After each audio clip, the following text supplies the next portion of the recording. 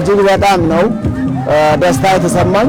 ቀደም ሲል የዛሬው የ24 ሰዓት ብርሃን እንደምናገኝ ሁሉ የ24 ሰዓት ጨለማ ውስጥ የነበርን ሰዎች ለዛም አልፎ በእንጨት ስንጎዳ በከሰል ስንጎዳ የነበርን ህብረተሰቦች ዛሬው የ24 ሰዓት ብርሃን ተጠቃሚ መሆናችን እጅግ በጣም ነው ደስ ያለው። አቶ ሳይሌ ሻዋኮ ይባላል።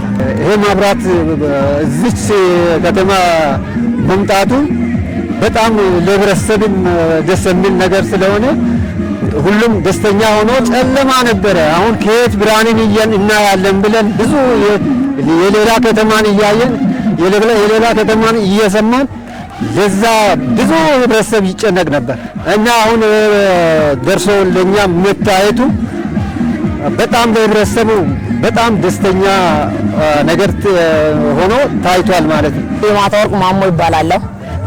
እኔ የምኖረው መጫ ቀበሌ ላይ ነው። ደስ ምን ነገር ነው የተሰማኝ። ከዚህም በፊት እንደዚህ አይነት ነገር እዚህ ሀገር ላይ ጨለማ ኑሮ ላይ ነው የምንኖረው የለንም ነበርና አሁን ራሱ በዚህ በእኛ እድሜ ይሄ ነገር ተደርሶ ይሄ በማብራት ኤሌክትሪክ ለኛ እዚህ አገልግሎት መስጠቱ በጣም ደስ ብሎኛል። ድሮ የምንኖርበት ኑሮ ጨለማ ኑሮ ነበርና ከጨለማ ኑሮ ወጥተን ለዚህ ብርሃን ስላየን ነው በጣም ከልብ ነው ማመሰግነው።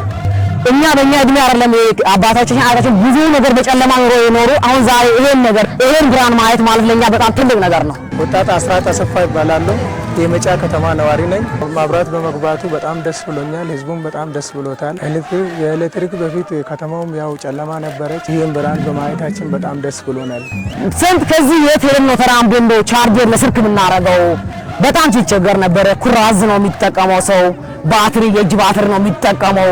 እሳት ለክሶ በእንትን ነው በቀርቀሃ አስሮ በዛ ነው ሲጠቀም የነበረው።